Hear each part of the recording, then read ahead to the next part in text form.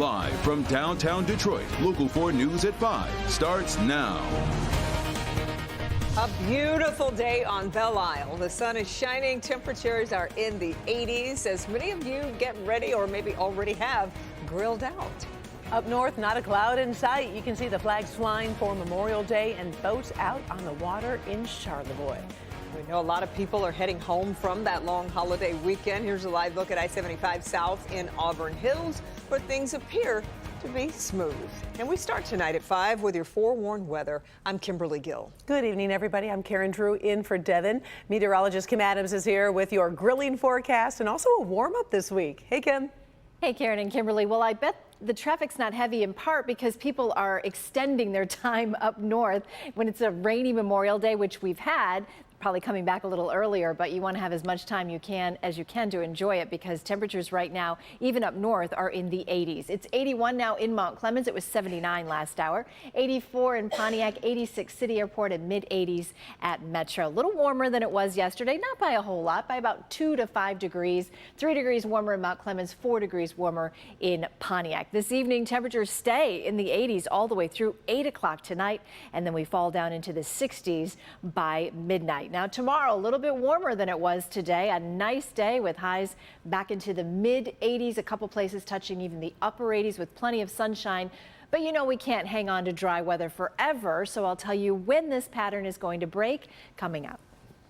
All right, Kim, our other top story, the search for a hit-and-run driver who killed an innocent woman and sent 6 people to the hospital on Detroit's west side. The impact of the fiery crash sent a car into a building on Grand River, not far from the Southfield Freeway, and this is all that is left of it. It was too dangerous to let the building stay standing. Sean Lay joins us live with where this investigation stands tonight. Sean?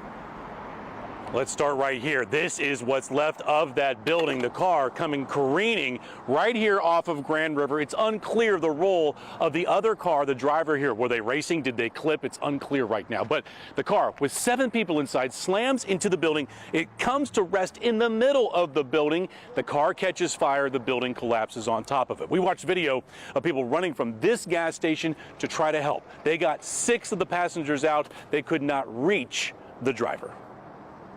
Local 4 obtaining this security camera video of this horrible crash. We can't show you the impact of a car slamming into a building on Grand River near the Southfield Freeway. It's just too graphic. But this video shows you the aftermath. G4 Central, I have a building 50 by 100 feet that's on fire going throughout. We have collapse. We're going defensive. When Detroit Fire arrived here, a building was on fire. This is what the building looked like before the fire. The fire caused by a car careening off of Grand River out of control at a high rate of speed, slamming into the building. The car stopped inside the building and caught fire. Firefighters then making a shocking discovery. This G4, I need ETA on my medics. I have 4 people that's down from this accident.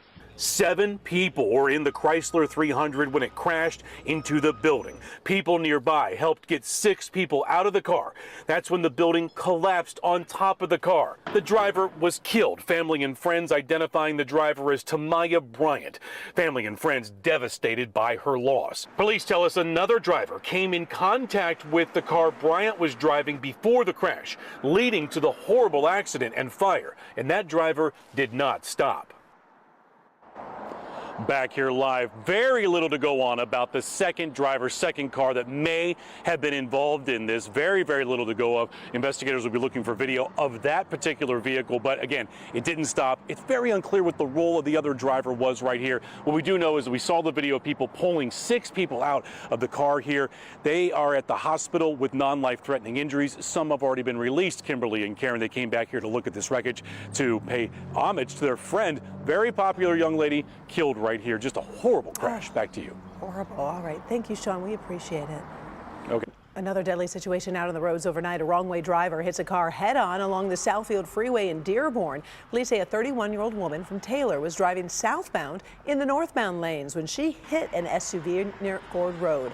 The wrong-way driver was killed. A passenger in the SUV, a woman from Redford, was taken to the hospital in critical condition. She's undergoing surgery. The driver of the SUV was taken to the hospital and released. State police say they don't know if the wrong-way driver was drunk. They are waiting on the results from an autopsy.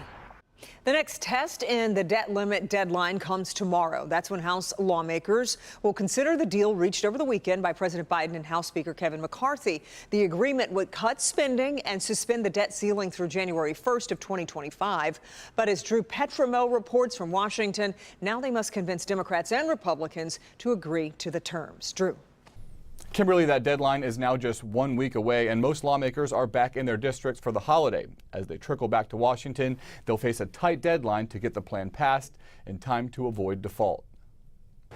After months of hand-wringing and deep fears of a catastrophic default, President Biden telling the nation he's struck a deal with the Republican Speaker of the House. We've reached a bipartisan budget agreement that we're ready to move to the full Congress. I think once people read the bill, they'll be pretty excited. But most important, it's America wins on this one. The deal includes a 2-year debt limit extension while calling for spending on most items next year to remain roughly the same.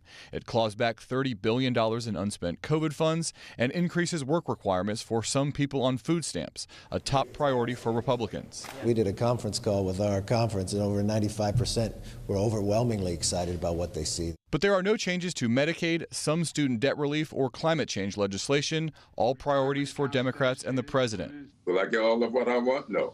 Will they get all of what they want? No. But I'm very pleased that we're in a good place. But some of the most conservative Republicans are criticizing the deal, saying it doesn't go far enough to cut spending. Some liberal Democrats are also leery of concessions made by the president. I'm not happy with some of the things I'm hearing about. There's still hard work to be done on both sides to get the bill through Congress on a tight deadline. But on this Memorial Day, as the nation pauses to pay tribute to the country's fallen heroes, members of both parties noting the deal protects defense spending and programs for veterans.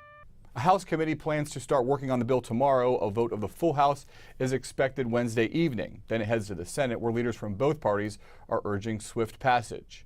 In Washington, Drew Petrimo, Local 4. And the debt deal would reinstate student loan payments and the accrual of interest in late August. Payments have been paused since the start of the pandemic. We'll, of course, keep you posted on what happens next.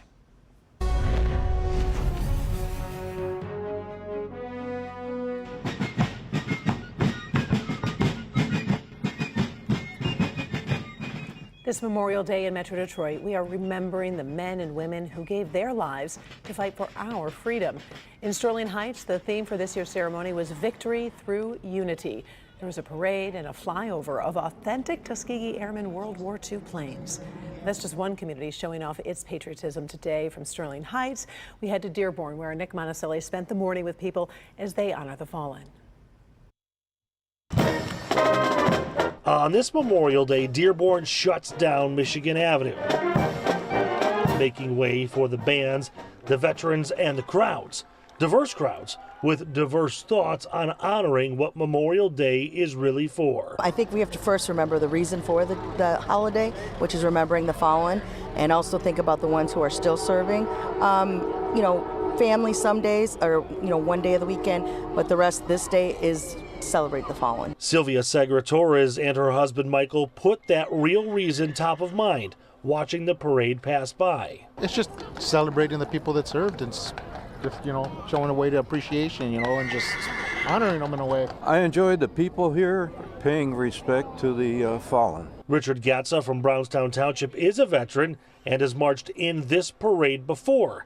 He says he balances memorializing with fun, remembering the freedoms fought and died for. Just remember the good things of life, and that's what I try to do all the time. And of course, while everybody here has their own way of celebrating and memorializing what Memorial Day is for, there are those who are here that also want to honor those who were willing to fight, willing to put their life on the line, and then were able to make it home. My father fought, my uncles fought, my nephew fought, and in Afghanistan and Iraq, and was in great danger.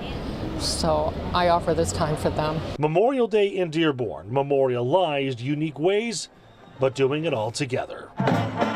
In Dearborn, Nick Monticelli, Local 4. Oh, thank you, Nick. By the way, President Biden marked Memorial Day at Arlington National Cemetery today. He talked about the sacrifice of generations of U.S. troops who died fighting for their country. As it is for so many of you, the pain of the loss is with us every day, but particularly sharp on Memorial Day. The president also performed the longstanding tradition of laying a wreath at the tomb of the unknown soldier.